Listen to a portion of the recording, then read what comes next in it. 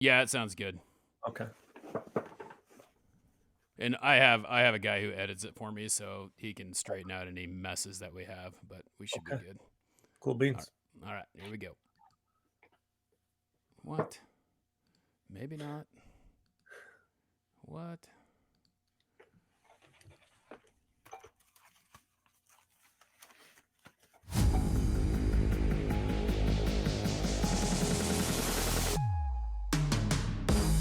And now, here's your host of Shaping Success, Wes Tankersley. What is up, everyone? Welcome to Shaping Success. I'm your host, Wes Tankersley, back at you with another interview. Today, my guest is Brad Dalton. I've known Brad for, I'm going to say about 10 years because it's been a while. I kind of belong in a little bit of his coaching tree. He was a baseball coach, still coaches baseball, I believe, author and a speaker. So, Brad, thanks for joining me. Hold on, I'm going to switch your side. There we go. There we go. That feels better. Boom. There he is. Now that people see me, they might just start fleeing and ducking, but we'll roll with it anyway. Yeah. Well, hey, man, it's good having you on here. I've kind of, like I said, I met you probably. I think it's been about 10 years ago. I haven't taught Mm-hmm. for almost 3 now, and I taught for 4, and then I was going to school when I met you the first time. You came Right. to actually one of my college classes. So Yep. yeah, Yeah. Long me and time ago. me and my non-traditional student type setting. So Well, hey, it's what? Go ahead. no, go ahead.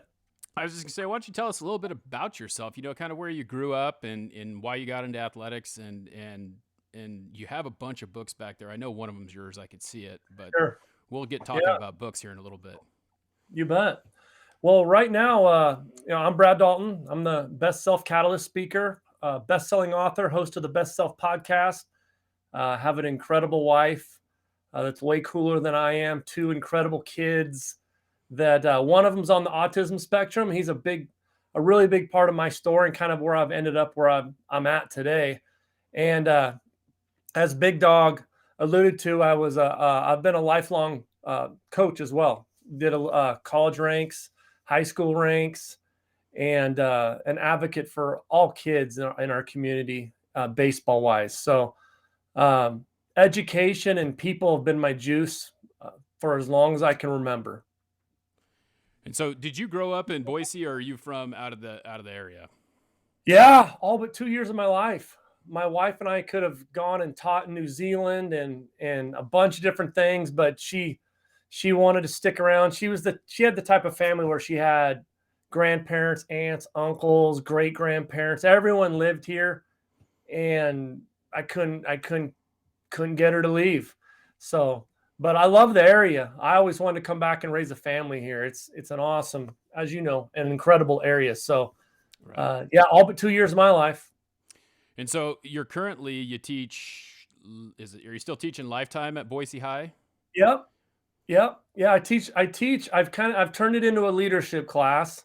So I call it a leadership course in the fitness department. So we do, a lot of stuff that's in my book and a lot of stuff that I speak about and coach with personal development. We do that for about 40 to 60%. It's like 60, 40, 40, 60, depending on the day.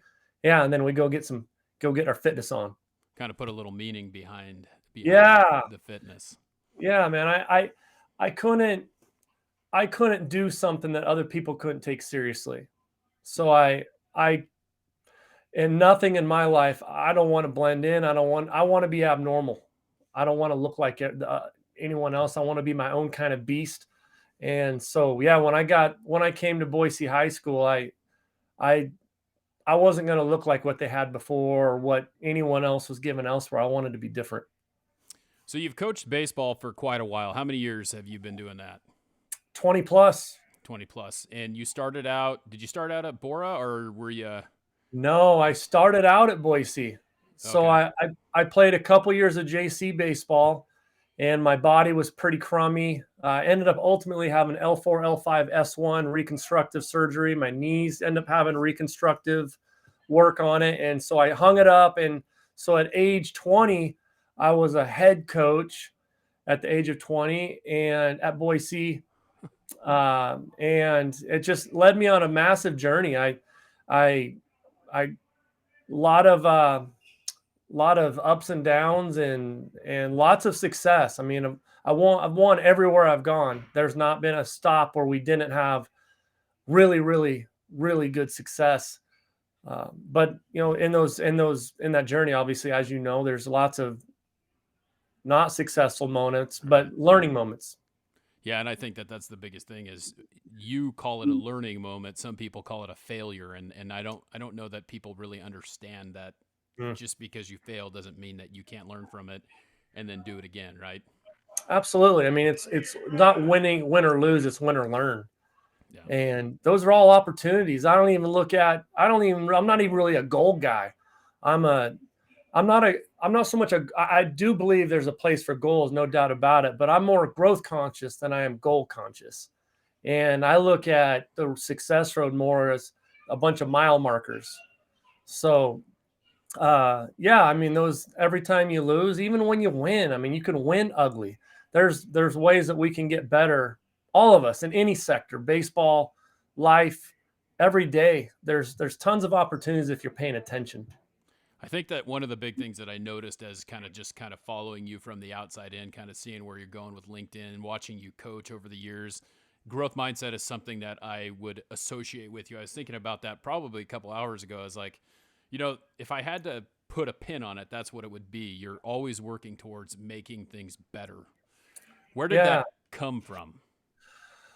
Oh man, well that's such a great question. I get that asked quite a bit. Well, I think I've generally always been a positive guy. We have a mutual friend that always told me I was the most positive guy he's ever been around, and I take a lot of pride in that. I believe that if the words that are coming out of our mouth, the actions that we're about to put forth or whatever's about to happen, if it's not going to be something that has us trending in our desired identity, if it's not going to have us trending in a way that's going to have us going to where we ultimately want to go, we can't do it. And so I've always kind of been that guy. But when my youngest was diagnosed with autism, I call that the 15-minute just sucker punch to the gut, because I was a jock, massive athletic guy. My wife was a Gatorade Player of the Year in high school in basketball, D1 basketball player. We're both really social, and we're both also career educators when he was diagnosed. So we knew it was coming. We knew there was going to be bullying.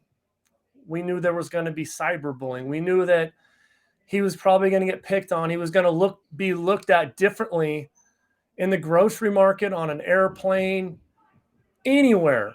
It was going to be an uphill battle. Like friends, man, I'll just be honest with you. He doesn't have a friend to this day.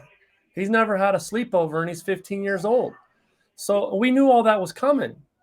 And so it was really tough to digest. And I talked about the 15-minute time frame because, man, I got in my car. My wife and I took separate cars there. We met at the place he got diagnosed. And, man, there was tears on the way home. There was a sick feeling in my stomach on the way home. And, man, but by the time it was a 15-minute ride, by the time I got home, I decided that this isn't fair to him. It's not fair to me. I'm not going to do him this way. I'm not going to do myself this way. And so I've got 15 years before he graduates. What am I going to do in these next 15 years to give him the best life he could possibly have? How can I make this an opportunity for all of us? And so, man, when you have a kid, we had an older one. We thought we had the playbook down, man. Right. And then you have and that's also false. But 100%. I'm finding out right now. I got a 2-month-old sitting downstairs. So. Oh yeah, they're like a different kind of beast. Yeah. Every age, like every time they get another notch in the age ladder, it's just like but man, with a kid on the spectrum, what worked 2 days ago may not work 2 weeks from now. Like everything is constantly evolving. So, man, you can't get caught up in numbers or dates or set goals. I mean, everyone has goals. You still got to have goals. I mean, I had that goal that I wanted to have him be as ready as possible by the time he graduated from high school and all that stuff. But You have to be growth minded. You have to be, because there's all kinds of pitfalls and pity city moments and potential for victimitis moments. There's so much that happens that if you get caught up on the negative train, or if you're not growth minded, your lens are going to be put in the wrong place. And you're not only setting him up for failure, but I'd be setting myself up for failure. And so it just, like, everything that I was to that moment, it just got a highlighter got put over it. And I've just intensified. And as you know, I mean, you're impacting people with your podcast, and it is what you do. I mean, man, the more you do it, man, the more it becomes your juice. I mean, personal development is a sexy thing to coach and be a part of, because you're having a massive impact on people's lives. Yep. It's awesome. Yeah, and that was the interesting thing for me, because, you know, I mean, I got my master's degree. I taught for 4 years. I got my master's degree. I coached for the 4 or 5 years that I did, but I couldn't fathom what was going on in education. But when I got out, I had to find something that kept that flowing. And this has been it. This is that thing. It's like, I can show people through having a conversation with you, through having a conversation with different people from different, you know, walks of life, that success is possible. And it just, different people have different ways of getting there. Right. No doubt about it. So you coached, what'd you say, 22 years you coached? You're doing a little bit of, what are you doing, club ball now? Is that or travel ball? Is that what they call it? Yeah, private stuff, club ball. Yeah, all that stuff. So I heard that you're pretty meticulous from someone, our mutual friend. He said that you had charts on charts. Is that true? Yeah, I think our mutual friend probably called them nerd charts, but yeah, man. I mean, you know, the old verbiage, failing to prepare is preparing to fail. If I'm going to go into anything, whether it be with you or a game or anything, I want to be great. Yep. Good enough's not good enough. I want to, if there's a layer that I need to peel going into something, I'm going to peel it. And it's not just about me. It's about the people around me. Like with our players, man, I want to win. I spell fun, W-I-N. So,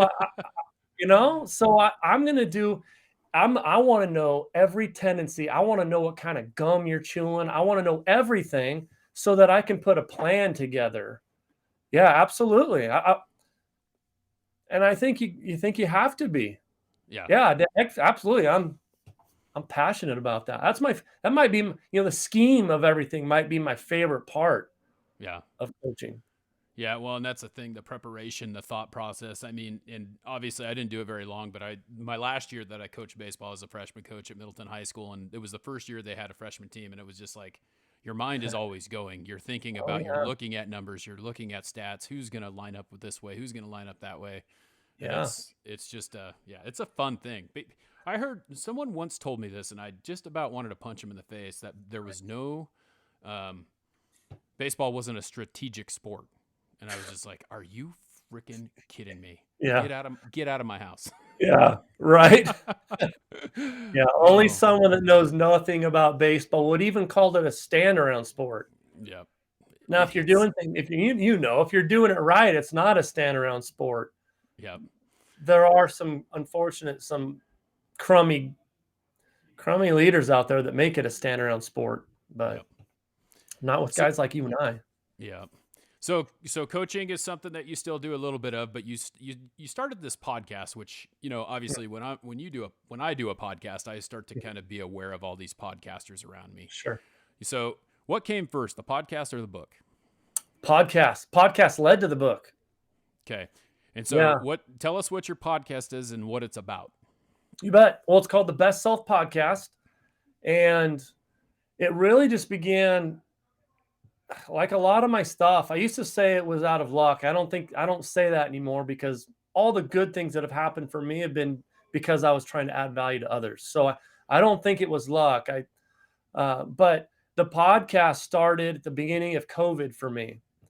And I was just, people are my juice, relationships are the true power grid in life. And I was trying to think of ways to be abnormally awesome as an educator. And I never once watched a podcast in my entire life, and I decided I'm going to start a podcast. I was trying to find a way to stay connected and still teach the leadership portions of my stuff with students at the time. And so I started it, and 5 months later, I'm in 50 plus countries, and I never marketed it, never monetized, nothing. It just happened. And it's just positive stuff. The podcast itself, originally, I was just going to have people from different lanes all over the joint, from gardeners to athletes to motivational speakers to authors. That was the original plan, but it's kind of ended up going towards best-selling authors, motivational speakers, people that are really high level execs. That's kind of the direction it's gone, and it's just been awesome. I mean, some of the people that we've had on, I've pinched myself thinking, I cannot believe this cat wants to talk to me. Yeah. So, it's been really cool. And it revolves around the concept of being your best self.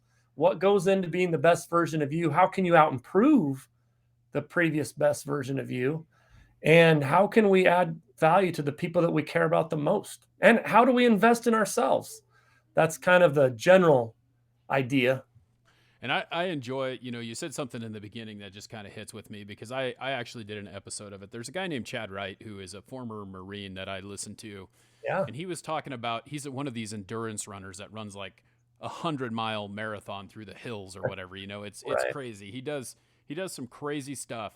And he was talking about those goals and how you set the little one. And if you're dying, you go on a run and you hit mile 1 and you're dying, you got to look ahead of you and think, hey, let's get the next 100 feet. Hey, let's get the next 200 feet. And then just put everything together, and it ends up being better. How Right. you reach that end goal, right? And that's what it's all about.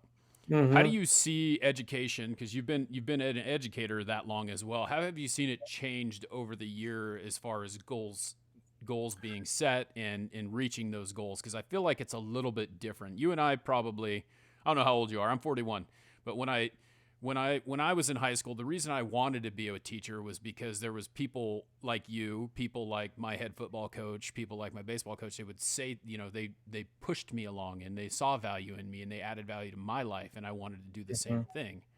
But I found it harder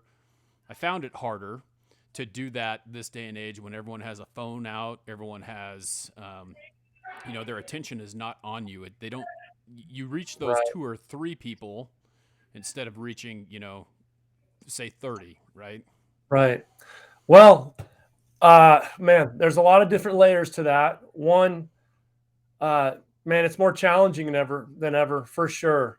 Because the phone thing, clearly a challenge.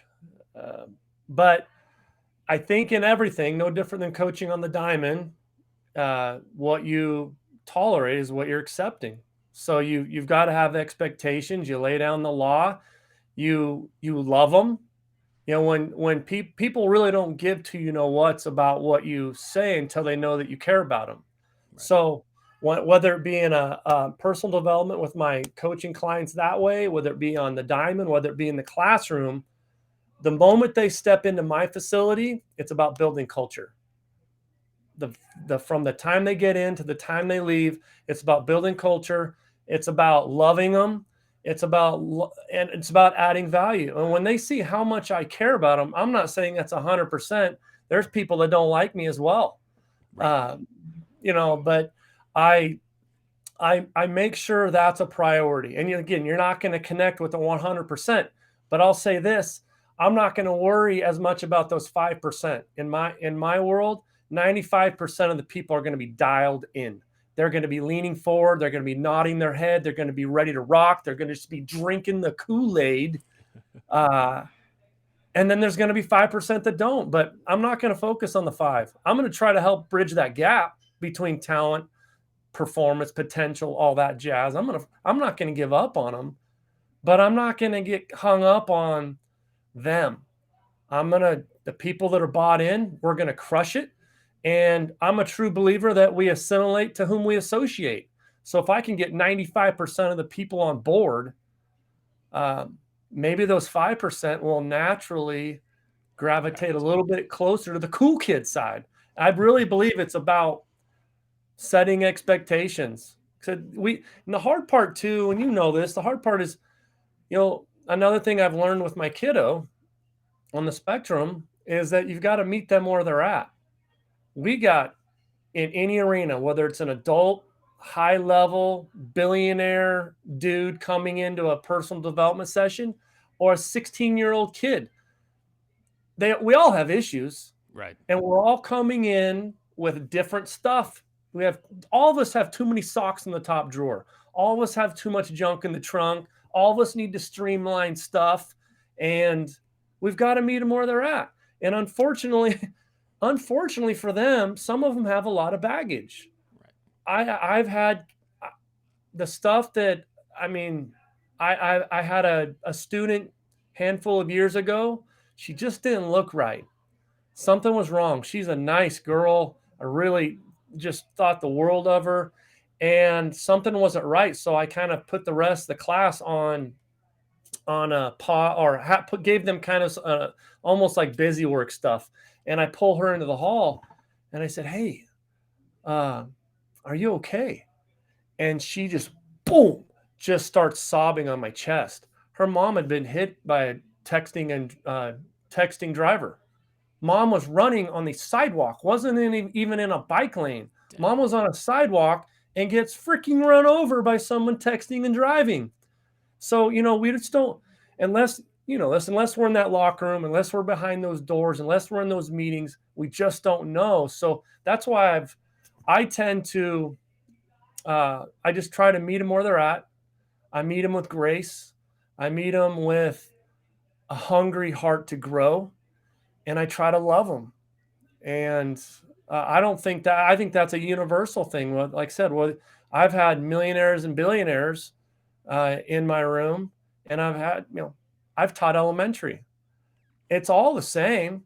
Right. Man, the ankle biters, we got to meet them where they're at. So, yeah. It's funny because when I graduated, I'm like, there is, I'll teach elementary. I'll teach high school. I'm not teaching middle school. And that's been the one I haven't taught. Guess what job I got? Oh, really? So I taught middle school out at Marsing for 2 years. Okay. And man, I'll tell you what, the first year was tough. The second year, it was like you put in that hard work and then it pays off in the end. Yeah. And you earn that trust, you earn that respect, and there's nothing better than just having that. So. Oh. Yeah, that's the good stuff, man. That every once in a while, this is a tough profession. Teaching, educators, healthcare workers, a lot of these people that are so important in our world, man, they're fried right now. Right. They don't feel appreciated. They don't feel like they're valued in general. There are people fleeing both of them like a wildfire. Yeah. And it's going to be incredible. The turnover is going to be not very good this year. There's definitely going to be a lot of opportunities for young teachers because a lot of people are getting out. They just don't feel appreciated. But I tell you what, every once in a while you get a note and it reminds you why you do it. Yeah. And I tell people frequently, I'm still in it, but I'll make, if it was just about money, I'll make a lot more money doing my speaking and my coaching stuff than I will teaching this year. I've stuck it out with teaching because I just love kids that much. Yeah, and that's really, that's the funny thing is like you hear that you honestly have to love what you do, because if you don't, it's not worth it. And that's that's commendable. And I think that how did COVID affect you? Because we're in the second year here, right? The first year was probably pretty tough. Was Boise High set up for online learning, or did you have to? I thought I remembered there was some people who just had to figure it out. All of us. 90, I bet 95, 99, 99.9 just had to figure it out. And it was rough at first. Almost none of us were trained to teach online school. Certain subjects like mine, I mean, Lifetime Sports.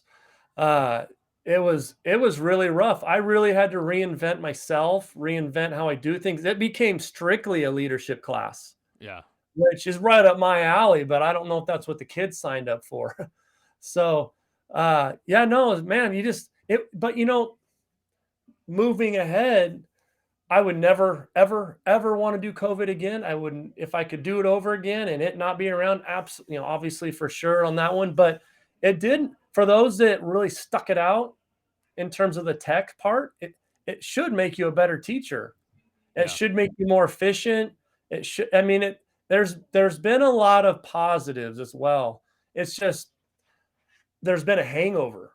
There's a Right. COVID hangover. There's a lot of kids that no longer know how to be accountable. There's a lot of people that got accustomed to doing stuff with a t-shirt and underwear on or pajamas on, You Right. can't see, there's people, no tardiness and absences and we felt, a lot of us felt so bad for kids going through those early stages that kids were just getting pushed along. Right. They weren't even being held accountable for their grades. And so there's a massive hangover there because there's a lot of kids that it's almost like they forgot how to be educated or like common decency stuff, just walking through the halls and not yelling. Just there's a lot of small things.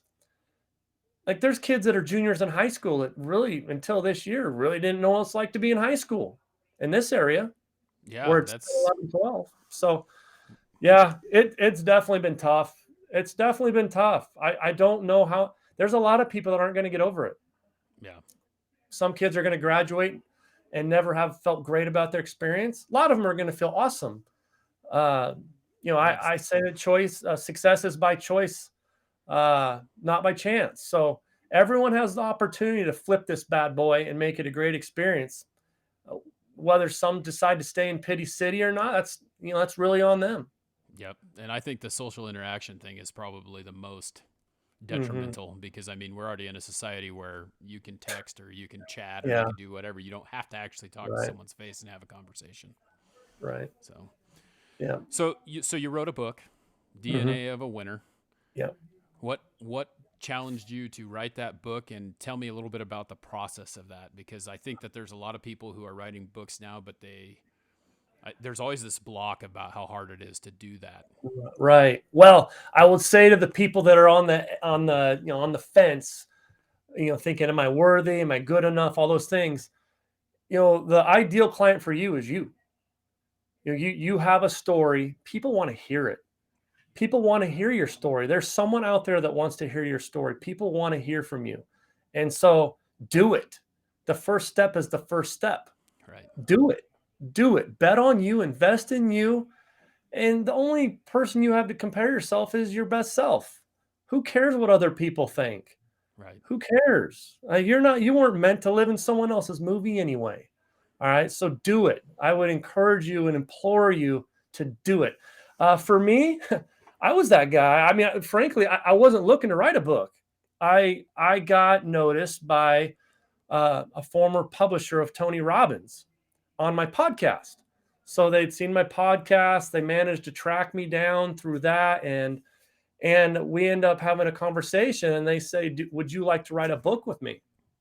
And I'm like, how do I turn that down? So I was like, I guess I'm writing a book. And I knew nothing going in, and kind of like everything in life. I mean, unless you've been in those meetings and all that jazz, man, there's a lot to learn. You think you know baseball. If you've never played baseball, you don't know baseball. Right. I could act like I know curling. Well, I don't know jack about curling. I'm sure I'd learn more. And I mean, I learned so much in 60 minutes of talking to a curler. I don't know if that's what they're called, but we'll go with if that's the term. Yeah. But, so we got into that, and you like anything else, man, you just got to ask lots of questions. Just let curiosity be a catalyst for you. And, the greatest in the world are run by great questions. They're not run by great answers. They're run by great questions. So, I would tell peeps out there, if you're on the verge of doing something like this, just ask tons of questions. Simon Sinek talks about being the idiot. Be the idiot. Ask the questions that no one else is asking. Who cares what they think? If they're the type of person who's going to stick their nose up at you and all that jazz, they're not people you want in your circle anyway. So kick them to the curb. So yeah, man, the whole process, it is nuts. It is nuts. I actually pounded out the book fast. Most people take a little bit longer. I had mine done in 30 days. I just locked myself in a room and for 30 days just hammered and hammered and hammered and hammered. And I was really organized about it. I'm a guy that has a folder for a folder for a folder. So I would come up with a bunch of ideas, and then I'd have subfolders for those ideas.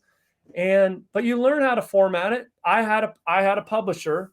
I would strongly encourage people to have a publisher. I know you can self-publish, but man, I could not, me personally, I couldn't have done it without a publisher. There's the insights and their ideas and the ability to bounce it off someone who knows what they do. Like, this is what they do for a living. I'm not going to pretend to be an expert on, my shoulder more so than a dude that's a shoulder surgeon. Like, if I want to fix my shoulder, I'm going to go to a shoulder guy. And it's the same thing. So my publisher was amazing. They have formatted, and we had weekly meetings, and we just went through stuff every week. And I would just ask tons of questions. I would show up. I was the same way when I was coaching high school baseball. I'd go to a clinic. I knew what I was talking about. I coached for 20 years, and in my lifetime, I was in 14 state championship games. And I guarantee you, we went to a clinic. There was nobody that asked more questions than I did. It's not that I thought that I was a bonehead or didn't have a clue. It's that I was hungry to learn. I want to get better. So I would ask questions in our meetings with the publisher, and it turned out pretty good. The craziest part was it took us almost as long for the cover and the flaps and stuff like that. Yeah. That you thought would have been that took forever. That took about as long as me writing the book.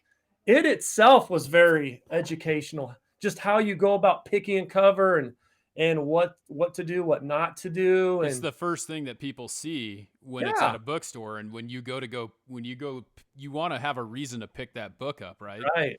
And so that's the most important part, probably. What's in it is good, but you got to get them in it first. Right. You got to get them to stop scrolling, or to stop moving, but you hear all kinds of different opinions. I mean, I had a lady that used to work in a book warehouse that told me, don't pick anything dark because there's so many dark books, it'll just blend in. And mine ended up being a little bit dark on the binding, but we went through so many different models and ideas, and this is the one we ended up with, and it worked out. It was a bestseller. So what can you tell us about it without telling us about it? Yeah, man. Well, it's, I can tell you about it as well. It's kind of like this, man. I could give you my playbook. If you don't know what to do with it, or you don't know how to teach it, the fact that you have it in your hands doesn't mean anything.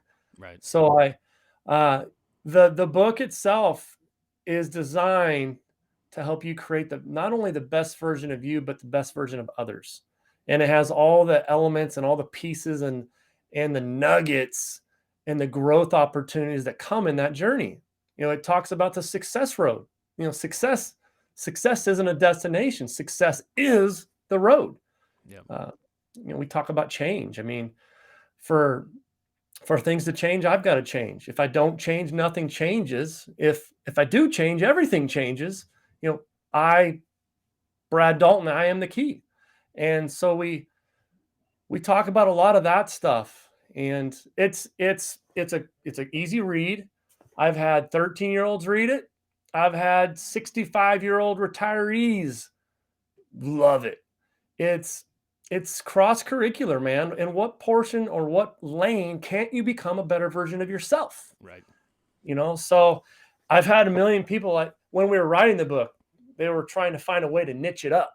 And really, almost every expert will tell you you need to niche stuff up. You make more money when you niche it up and all that jazz. But man, like I said, we didn't end up totally niching it up because this is relevant to the culture of any place, of any family, of any team, of any corporation. Culture's king. Yep. So, and it doesn't have to be the funny thing about it is, like, I relate a lot of my life to sports, but the fact of the matter is that you have to be a winner in everything that you do. You have to be willing to, no matter what it is. There isn't one thing that I did in baseball and football and basketball, any sports that I played, that I could not relate to life. And that's what I think is the really awesome part for me, is that I can relate those things and use them again. Well, and here's the thing too. We all have winner in us. We all have greatness inside of us. All of us. I believe that it's our birthright to be great, to be excellent. I believe it's in all of us. It's just a matter of sometimes we got to dig it out. We don't have to search for purpose. It's already in us. It's not a hunt. It's in us. Sometimes we got to be surrounded by the right people, but all the time we've got to be intentional. Like I said, success isn't chance. Success is designed. Like it's intentional. You have to go out and get it. Yeah. So, and that's why I do this. Like, that's why I feel like people don't understand. I think that they don't see the struggles. They see the end result. And I think they need to understand that there is a struggle in between there. You know, I just interviewed a guy from 3 Doors Down. He's a guitarist for 3 Doors Down. And nice. he talked about all the things that he had going on. He had a couple felonies before he was 13. You know, he had some burglaries. He had these things going on. And he had a choice. It was change or continue going down the path there is. And he chose the other option, right? But we only see him standing on stage playing guitar with 3 Doors Down. We don't see that part. And that's what I like about it. Yeah, that's awesome. I love that. Those are my favorite kinds of stories. I have family that's had trouble with the law, you know, from gangs to meth, to alcoholism, to abuse. I've seen, or in some shape or form, been a part of a lot of different stuff. And you don't see all the stuff. You don't see all the stuff, but man, how cool and rewarding is it to have a conversation with a guy that's had some real struggle and he's doing incredible right now. That's cool. Yeah. And I think I think that's great. I love what you're doing. I think it's going to be very fulfilling. It's great to talk to you a little bit about it, because I mean, I've known you for 10 years, but we've never talked like this before. So it's more of just like, you know, hanging out at a baseball clinic or, you know, here and there. Amen. So it's super cool to see what you're doing. If people want to get the book, if they want to listen to you on the podcast, I'm sure you're on all platforms. Tell us what the name is again. Tell us where we can find the book. Yeah, it's the Best Self Podcast, and it's the BEST is all caps and it's an acronym. So I had to change my original podcast name because there was a conflict there. So so it's Best Self Podcast. And the book can be found on Amazon. If you just type in Brad Dalton, DNA of a Winner, it'll pop right up. And if you want any of my other coaching platforms, we've got an incredible cohort starting on March 8th. It's called the Awakening Cohort. It's a group coaching call, and it is a game changer. I love it. And we got other stuff in the works too. I'll be speaking coast to coast. If we're lining that up right now over the next 12 months into 23. If you have a listener on here that thinks this could be something good for their people, you can get a hold of me. I'm sure you'll be able to get a hold of Big Dog here or myself. You can get a hold of me at braddaltongroup.com. All that works. Yeah, and I'll make sure that I put some of this stuff in the show notes too, so that people can find it in the episode on the podcast as well. And then, are you going to do have you done the audio version of your book yet? Or I need to. Gosh, I get requested that like daily. I'm a booger eater, man. Crack smoker, one of the two. I need to do it. I haven't. I need to get an Audible version out there for sure. So a guy like me drives around all day. So now Yeah. I sell window covering. So I drive around all day and I listen to things all day long. Right. And I'm I'm the listening to same Will way. Smith's book right now, and it's really good. Nice. But it's kind of the same thing. It's like you just start narrowing your path towards what you're looking for. And he just talks about how he was successful and what he did. And it wasn't, again, another guy where there wasn't always easy. I mean, he had this huge recording contract and he basically spent all his money and lost everything and then had to start over again. So wow. That's an incredible story. Yeah. Yeah. I love it. I know. I'm the same way. I don't know how many times I've actually listened to the radio in the last 12 months. I'm always listening to other people's podcasts, always trying to find a way to learn or help others learn. Yeah. Yeah. That's the juice, baby. Where are you? You're on pretty much every social media as well, right? Yeah. I'm really active on LinkedIn and Instagram. I've got Facebook stuff as well. Someone told me I should start doing TikTok, so I'm getting that's where I saw you. When that's kind of what sparked it. I was like, man, now he's on TikTok. All right, we got to talk. All right, this guy's officially kind of all right. Yeah, I like TikTok. It's just a lot, man. There's a million. I just got on another one called Be Connected. It's going to be a combination of LinkedIn, Instagram, Facebook, TikTok. It's pretty awesome. I had to hook you up. Yeah. It's a cool one too. So yeah. You got to dump those nuggets on TikTok in like 60 seconds. You just throw something out there and make sure that people know that that's what it is. It's a great thing. That's what I'm told. I need to get into that. Yeah.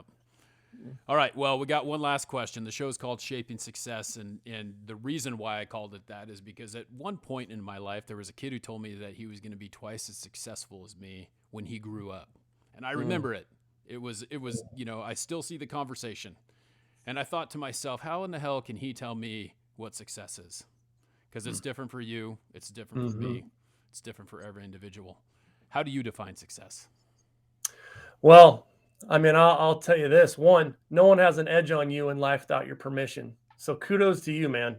I would define success the same way I would define empowerment. It's granting yourself permission and authority to do, to think, to feel, to see things, and to say things in any way, shape, or form that you deem gives you the best possible chance at being your best self. So, for anything to happen in life, you got to grant yourself permission and authority to do so. And success is, like I said, success isn't a destination. Success is the road, is really how the simplest version I can give you. It's the road. Success is measured by a lot of different ways by a lot of different people. But at the end of the day, success is about growth and trending in the direction of your desired identity. So I know that's a long-winded answer, but at the end of the day, success is what about to come out of my mouth, the action I'm about to take, the thoughts that are coming out of my head. Is it productive or non-productive? It's not even right or wrong, good or bad. Is it trending me up in the direction that I seek my identity to go? So I love it. If you've listened to this all the way through, you need to rewind and listen to that again, because that is just gold right there. Thanks, buddy. I love it. Brad, thanks a lot for taking the time. I know we had a little gym noise before, and I'm glad we still were able to make this happen. So yeah, really appreciate it. I look forward to getting the book, because now I need to read it. I didn't read it before. A lot of the times with people that I interview, I don't want to take away from the conversation. I could sit here and question you on your book the whole dang time, but I want to know what it's about before I involve myself in that. So sure. Every time I listen to another podcast, I'm like, oh man, I'm going to ask him the same question. So I don't want to listen to someone else interview someone, because I want to ask the questions I want to ask. I feel you. I'm the same way. Yep. Thanks for having me on, big dog. Yep. I appreciate it. So, all right, everyone. Thank you very much for tuning in. That is the end of the show. Until next time, I challenge you to find the shape of your success.